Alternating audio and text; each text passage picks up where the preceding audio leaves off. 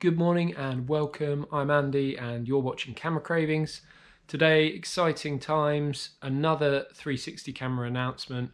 I was midway through doing my review of the GoPro Max and the comparison with the Insta360 One X, and suddenly KanDao have released or announced the release of the QooCam 8K. Now this camera looks really good from the outset. The specs look amazing. It's, in terms of design and size, I'd say it's probably in between these two. So it's more like the size and shape of the Insta360 One X, but probably a little bit thicker. So more like the thickness of the GoPro Max. And I'd say it's probably slightly taller or maybe slightly wider than the Insta360. So interested to see exactly how big it is once we get it in our hands. But I had a quick look at their promo video and I'm just going to take you through some of the bits of it that I thought were interesting and the specs that they announced in that video, and show you my thoughts, basically just a bit of a preview on the camera. And then once it's released and I get it in my hands, I'll do a full review of it and compare it to these two cameras. But I just wanted to get this video out quite quickly just because I was excited about this new product, and it's probably the first time I've been really excited about a new 360 camera since this one came out, because although this is good, it doesn't really bring that much kind of new in terms of the resolution and the frame rates and all that stuff. It's not really bringing much. The design of it's good in terms of the touchscreen and stuff, but yeah, this KanDao QooCam 8K seems like the real deal in terms of what it's potentially going to bring. We'll have to see if it lives up to the hype, but let's get into the video that they put out and talk about what the specs are. So as I said, they're showing a dual lens design. They say 200-degree field of view on the video. I'm not sure whether they just mean from a single lens, because I think the super view on like a standard GoPro is about 170-degree field of view, and the Super View Max view on this camera is slightly wider than that. So interested to see what they mean by that. Yeah, in terms of size and shape, it looks kind of pocketable, but maybe not as small and light as the Insta360 or the GoPro. It's got a 2.4-inch touchscreen, so comparable in size to the GoPro Max, and I'll be interested to see whether the implementation of that touchscreen, how good it is actually to use compared to the GoPro Max. GoPro Max one's pretty good. It's a little bit laggy, but it's decent. It's the other thing that is really interesting is that they've got a 1/1.7-inch sensor, so it's not a 1-inch sensor, but it's pretty close to that. So it's larger than the sort of traditional sensor size you get on these other two cameras, and it's the largest one I've seen on a kind of consumer 360 camera, apart from I think the latest Theta V camera had a 1-inch sensor, but it was mainly good for still images rather than video. This seems like it's going to be good for both. In terms of the specs, it's offering 8K video at 30 frames a second and 4K slow motion video at 120 up to 120 frames a second. So if the quality of that image is good enough, that'll be amazing, because so far the Insta360 can do slow motion but only up to 100 frames a second at like 3K, and it's not 3K, it's more like, once you reframe it, it's more like 720p. So it's suggesting that you're going to be able to basically cut 4K reframed video out of the 8K spherical video. So if that's the case, that'll be a first for consumer grade 360 cameras, and having that combined with the ability to do slow motion in camera is a game-changing feature for me if it is as good as it suggests it's going to be. So can't wait to use this camera. It's going to be really, really interesting to see the quality coming out of it. The other specification that it suggests on the website that was leaked last night is that the camera is going to shoot 200 megabits per second. So that is going to be really interesting because it's going to really eat up your SD cards. So something to bear in mind, because 8K footage, 200 megabits per second, that's going to add up to some pretty massive video file sizes. Even if they're compressed with H.265, it'll still be pretty big. So something to consider there. But in terms of video quality, that should allow for a lot more detail and allow the image to be pushed and pulled around in post-production really, really well. So really interested to see how that works out. So the sensor on this camera is going to apparently be about between 50 and 60% larger than the kind of sensors you get in the GoPro Max, the Insta360 and other cameras of that sort, which should make a huge difference to both low light performance but also just overall video quality coming out the camera. So we'll have to see how much better it looks as a result of that. On the video they show various photo modes, so they're showing 30 megapixel photos with 10-bit color, interestingly, and they're also showing that you can shoot RAW and you can do RAW plus mode, which is basically like an HDR combination of 8 DNG files, so you're getting a really high resolution file, 16-bit DNG file out of that, which on the face of it looks really, really good. So potentially it's going to be the best 360 camera at this kind of price point and consumer level for both photos and video. The photo mode, they're saying that the kind of RAW plus mode that combines computational photography to combine 8 different images into one to create like an HDR image, they're suggesting that that will be comparable to APS-C size sensor quality. Whether that's the case or not, we'll have to wait to find out, but it's interesting to see that they're doing similar things to what the iPhone does, so really using like that AI in-camera stuff to combine images to create overall higher quality image out of the camera. Dynamic range, from the shots they show, it's hard to tell how good the dynamic range of the camera is. It doesn't look that brilliant, but it's always difficult because it might just be that they, this is a prototype that they've shot these shots on rather than a finished product. So I have to wait and see on that one. Also, there's some slightly weird kind of artifacting in a couple of the images I noticed. So again, yeah, just need to wait and see what the camera actually is like. They show a Pano Mode, which looks similar to the kind of power pano that you get on the GoPro Max. So similar to what you can do on like your phone, where you have to hold your phone and kind of pan it round, but this just does it in a single image. On the video side of things, they've got, as I say, 8K at 30 frames a second. So compared to the GoPro Max and the Insta360, that is quite a big jump up from 5.6 and 5.7K. So a bigger sensor and that kind of higher resolution should lead to a much better output of image quality. The bit where they show 4K 120 is a guy spinning around like wire wool. So it's in low light, so it's hard to tell kind of how good the image quality is going to be from that slow motion. The other thing that they're showing is what they call super steady stabilization.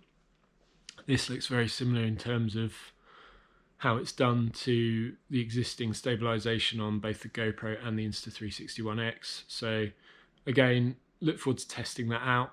The video shows someone running and sort of running up some stairs. So yeah, it looks comparable to what's already on the market, which is good.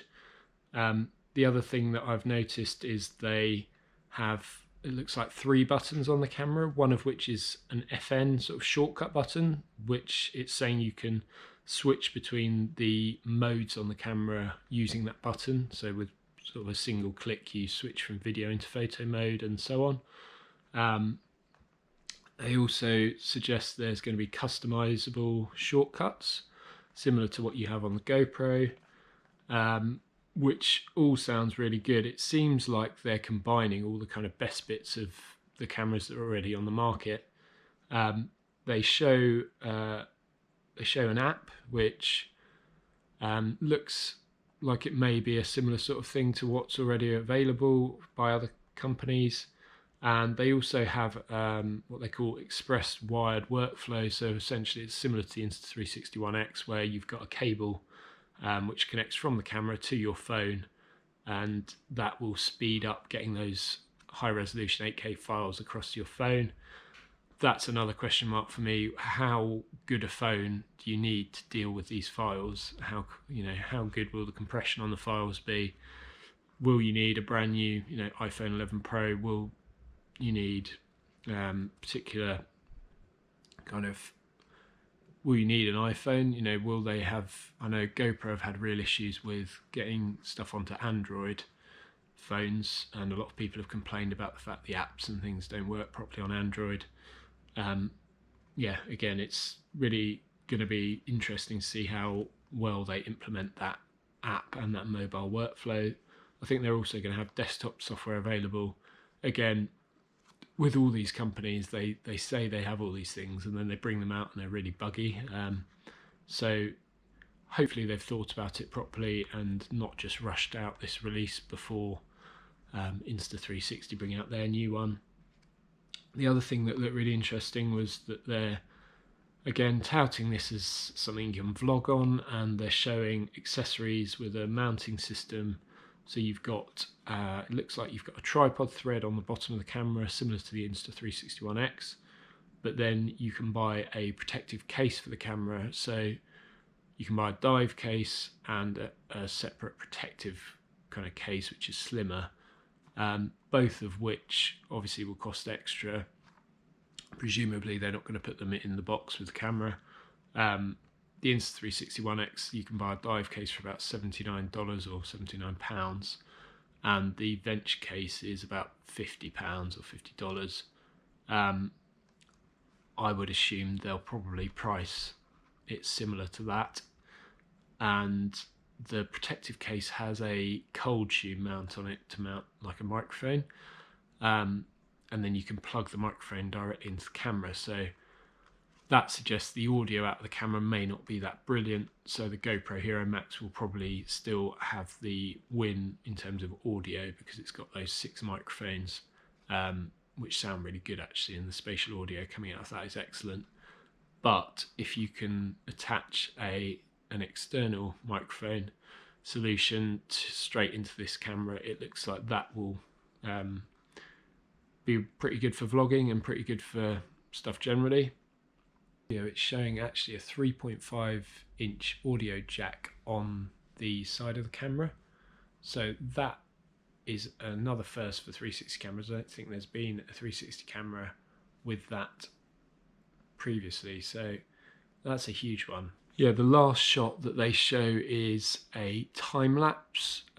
Looks like it's in a city, maybe in China, somewhere in Asia at least, and it looks like it's at night from the shot, and it kind of pans round, and it looks really good actually. The low light performance, if it does look really good, really high quality. And then their tagline at the end is "Beyond the Max," which suggests a little bit of a dig at GoPro. In terms of battery life, obviously shooting 8K and slow motion and all that kind of stuff, and having a touchscreen, it's going to use up the battery pretty quickly, but they're showing that they're going to have a 3,600 amp hour battery, so that is about just over twice the size of the capacity of this battery that comes in the GoPro Max. That's a 1,600 amp hour battery. So again, that could be really, really great. if it can do, you know, an hour of 8K recording or slow motion in 4K, that would be phenomenal for an action camera of this type.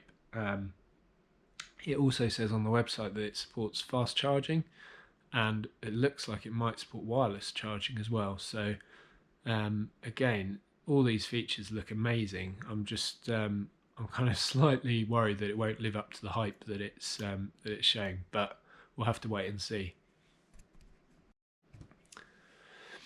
The other thing I noticed that isn't shown on their video, but I did see it leaked on the website last night, is that they suggest there's going to be 64 gigabytes of internal storage. So, but it will also have expandability for SD cards. So it's got an SD card, micro SD card slot, but it's got 64 gigabytes of internal storage, which again, if that is the case, that just is brilliant, because none of the other 360 cameras on the market at the moment have internal storage. So yeah, huge one for me as well. I really like the fact that my DJI Mavic Pro has some internal storage, so if you do forget an SD card, it doesn't ruin your day, because you can still shoot at least some footage. Yeah, it might be limited, but just being able to shoot without an SD card is really, really helpful.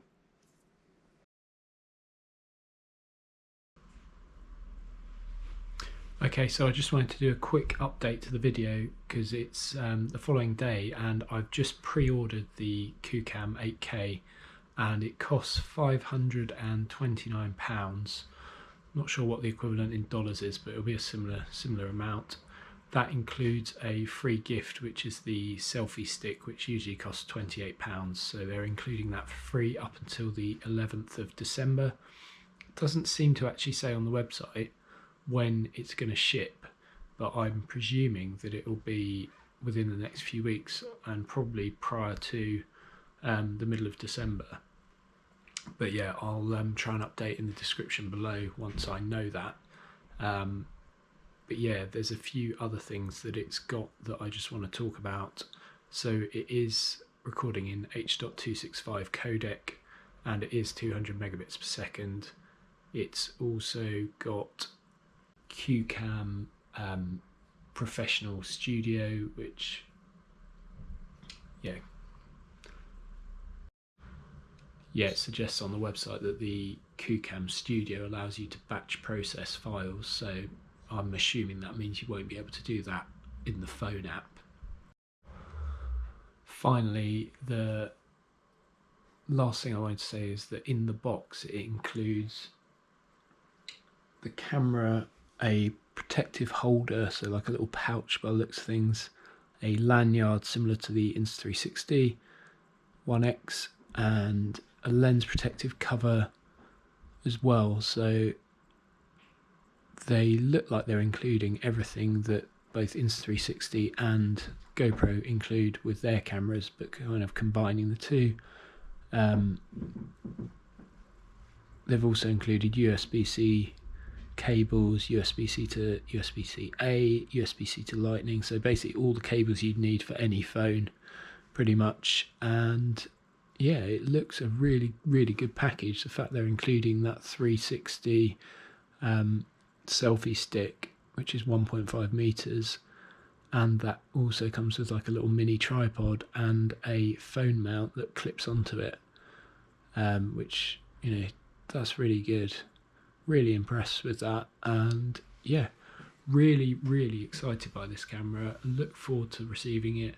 Hopefully it will be a few weeks, or, you know, not too long, and once I get it in my hands I will put it up against the GoPro Max and the Insta360 One X and yeah, see how it does.